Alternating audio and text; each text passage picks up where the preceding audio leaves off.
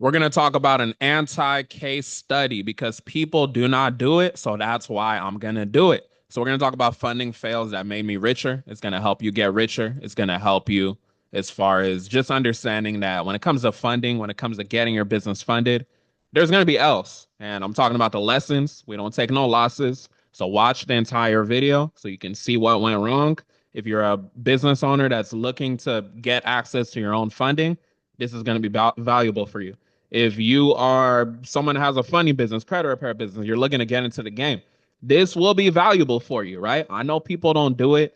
I'm guilty of this too, as far as just showing the wins here and there. I've shown some of the anti-case studies in the past, but I'm being more intentional about showing it just so y'all can, know what's going on. I know with all this government shutdown, people getting laid off at Amazon, people are just in a negative state of mind. So I want to just add some positivity in a way. This is technically kind of, I guess, negative in a way, but it's positive too.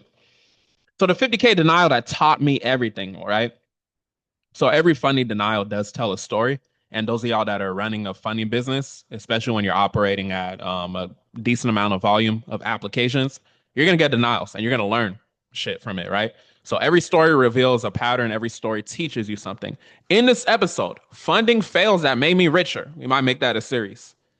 I'm going to walk you through a real anti case study that perfectly demonstrates why a high credit score doesn't automatically translate to high approvals, right? I'm going to tell you about my hypothesis and you'll see if I was correct and all that. It's not just a different credit story, it's a masterclass in understanding how lenders actually think. Let's get straight to it. So the perfect profile that wasn't. So the client had over a 780 credit score. I'm not going to give names or anything just because, people might not want to be spoken about when it comes to that anti case study.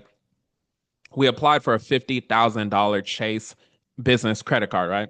So a client came to us over 780 plus credit score. Solid accounts across the board, right? On paper, she looked like perfect, right? It's the kind of profile that, most people would envy, most people want to have. Her goal was pretty crystal clear. She wanted to secure $50,000 business credit card at 0% interest for Chase to basically grow her business. So I looked at her financial picture. I looked at what was going on. She making money as well as having the credit score. So I'm like, okay, cool. Things are looking good and it's checking out. But then it got to the point I'm just like, okay, I'm seeing certain things that we're going to talk about here in a little bit. And I'm not fully confident that she's going to get that 50K approval. And I keep it a buck with my clients like all the time. If you've been a client of mine, you know that I'm very transparent when it comes to what we're doing because this is your financial future, right? So we have to be real. So I told her, I was like, I don't think you're gonna get that 50K approval. But like I told you, there's no guarantees. I know we are going through a BRM, but we can't do something impossible. And on top of it, too, this is not 2023. It is not 2024. Like lending is just getting more strict. But she still said, like, okay, I hear everything you're saying. I still want to go forward with it, right? So regardless, I still slept good at night knowing that I told her the truth. So if you have a funding business, you have a credit repair business, be transparent with your clients. If you are an entrepreneur, you're a business owner that's looking for funding, no matter what industry you're in, you serve clients. Be transparent with your clients. All right, so the outcome. So she got denied the 50K, but to our surprise, she actually got approved $10,000. So something is better than nothing, right? So my hypothesis, my prediction was correct. She got denied for the 50K, but surprisingly, she did get approved for 10,000. To be honest, like I said, I thought she wasn't going to get approved. Nothing. I thought she was going to get completely denied. Right. On top of the fact that she had a personal account that was open less than 6 months prior. Right. So the 80% difference between expectation and reality is what separates understanding lending logic from just chasing numbers.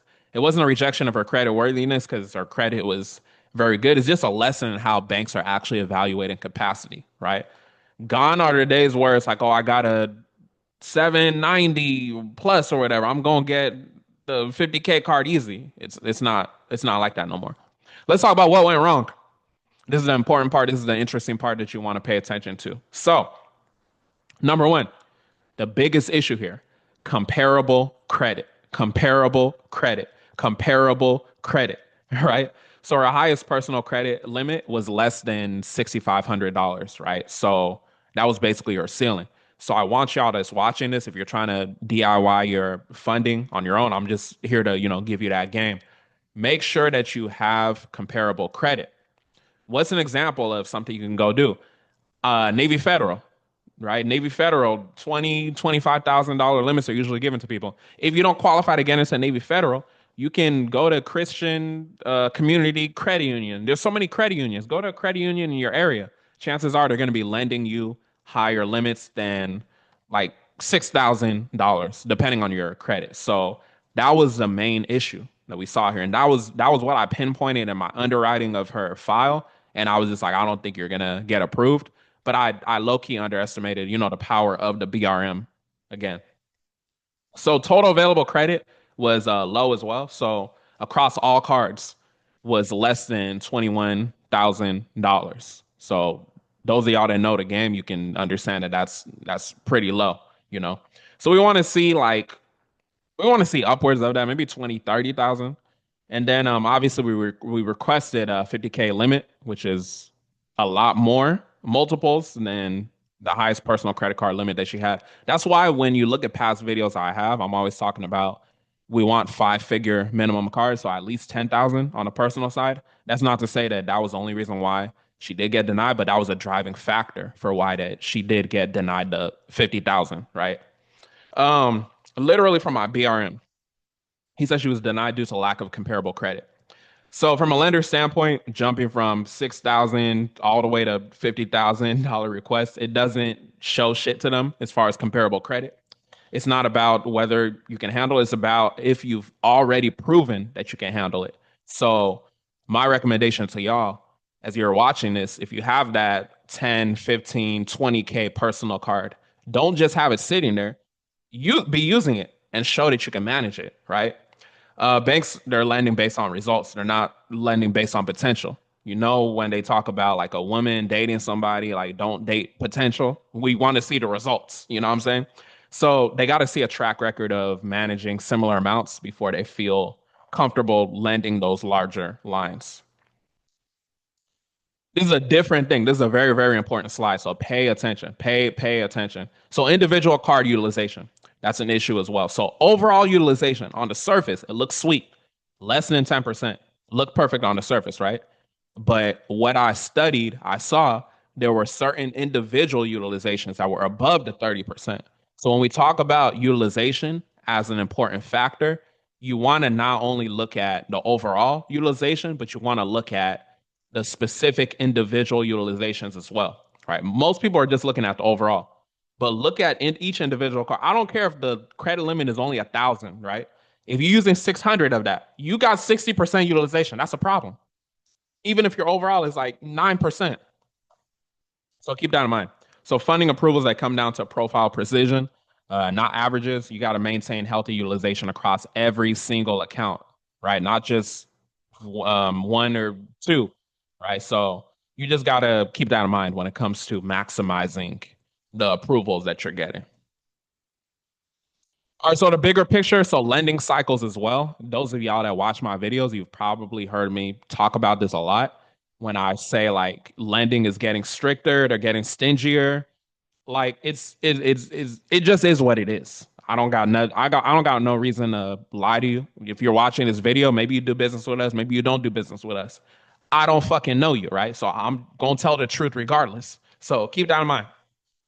2023, maybe she could have got 20, 25K approval based off of what she got because lending criteria was looser. There weren't as many losses that these banks were taking, right? There weren't as many fake businesses. People starting new businesses every day. We got to look at right now what's going on, right? With this government shutdown as well, with Amazon laying people off. There's a lot more people trying to get into business. So it's going to even get stricter. I need y'all to understand the best time to get your funding was yesterday, right? So at the moment that you're watching this, you better hurry up if the banks didn't change already. So 2024, that they were still tightening up, but 2023, in my experience, was a little bit better. 2023 is when I personally started working with BRMs, right? So I noticed the difference over time. So banks They started to become more selective in 2024. I noticed that. And then obviously 2025 is the strictest time that has ever been. These banks are running a strict program. You feel me? So comparable credit is like a no, non-negotiable. Like it has to be there. It literally has to be there, or you're just shooting yourself in the foot. You might as well just be like, oh, rate me at the hardest on hard mode or something, you know? So yeah, like I said, 2 years ago, maybe this profile would have got 20, 25,000 approval. I would have been more confident back then. But at the end of the day, this was a L, which is a lesson. And I even learned like, oh shoot, okay, the BRM is still even powerful because she still got approved $10,000 despite everything that was on there. Remember, what worked yesterday might not work tomorrow. So get your funding yesterday. So build your credit profile before you need it. Build your credit profile before you need it. So the time to strengthen your funding profile is not when you're desperate for capital. It's when you already have, the financial stability and you could afford to do what you need to do and move strategically, methodically, and without pressure. So that's how you unlock the best approvals and just put yourself in the best position you could possibly be in. So hold on, let me scroll down. I didn't. I thought I had to press the button. So number one, you want to establish a baseline capacity. So start with those smaller limits, your 5,000, 6,000, whatever, and manage them well. And then you have to demonstrate a track record. Use and pay them down. So manage them well, consistently over time. Most importantly, if you don't start with a 10K plus limit, you have to get gradual increases. You have to have that comparable credit. They need proof. They need evidence that you're able to manage it, right? Or just make so much fucking money. That's the only way to bypass all this, right? So keep that in mind, and then build relationships. Of course, this client established a relationship with Chase as well. So key principles for funding success. Of course, you want to build comparable credit history. That's one of the lessons here. It may be a lesson for you. As y'all saw in my hypothesis, I already saw that comparable credit was going to be an issue here. I didn't know that it would be the defining factor, but to my surprise, she still did get an approval. So that lets me know the power of the BRM, right? And just always remember that your highest existing limit on the personal side often sets the ceiling that they're going to measure you against. Obviously, there's more factors, but keep that in mind. And then this is a sleeper that a lot of people sleep on. Monitor individual utilization. Like I said, keep every single card below the 30%. It's not about just, oh, my overall is 9%, so I'm good. Every individual has to be under the threshold of the criteria to basically pass the test. You got to respect market conditions. You got to respect market conditions. You got to respect market conditions. Underwriting standards are getting stricter and stricter and stricter. They're going to continue to get strict. You got to adapt your strategies to current reality. It is what it is. And then build banking relationships, right? I'm always telling y'all the power of a BRM. And like I said, to my surprise, a lesson for me, she still got approved at 10K. She could have applied by herself online. Maybe she would have got 5K. In my opinion, she would have most likely got denied. But BRMs are still powerful source for helping you. That's the main point. Our preparation beats panic every single time. Don't confuse a strong credit score with a strong funding profile. Your credit report tells a story to the lenders, and that story needs to demonstrate capacity, consistency, and comparable credit, comparable experience. Have you been here before? Right? That's what the banks are looking for. So make sure it's a story that the banks actually want to fund, right? They don't want to see a small 5,000, 6,000 personal card is your highest card. That means you ain't managed nothing. So just remember, at the end of the day, the approval isn't about, deserving credit. It's about proving you can handle it based off of your current patterns, right? Because you got to look at it. When we use logic in the situation, the banks are a business. If you were the banks, would you be lending to these people all this money when they haven't proven that they can manage it, right? So when we apply logic to the situation, when we're not emotional about it, it makes more sense. All right, so if you're ready to strengthen your funding profile, if you're seeking funding, right, you can get clarity before you actually apply. You can use the connections and all that. So don't wait until you're denied to understand, what went wrong. I'm going to help you identify the gaps on your profile and show you exactly what you would qualify for today or whenever you book a call if you want to book a call. And then you could build the profile that lenders want to actually approve. So strategic credit building, it's not about tricks or hacks. It's about understanding the foundational principles and how institutional lending works and positioning yourself accordingly. Lending criteria is changing all the time. Luckily, by God's grace, I'm tapped into a lot of these insider people, so I get the sauce on what's happening in the now. So it's important to get around people like myself that can update you on what's actually currently going on. So if you want to allow me, let me help you create a fundable profile that opens doors. I'm gonna have links below. I'll have a link below if you want to just book a call, get straight to it. And I'll also have a link below, probably for free training. You can go watch more just to learn a little bit more about the process and what it's like working with us if you want. Hopefully, this was helpful. I want to do more anti-case studies if it's valuable for y'all. So if you're watching this, obviously I don't know who you are. If you're watching this, if you want to leave feedback, cool. If you want to leave a like, cool. If you want to leave a negative comment, be my guest. With that being said, y'all have a blessed one.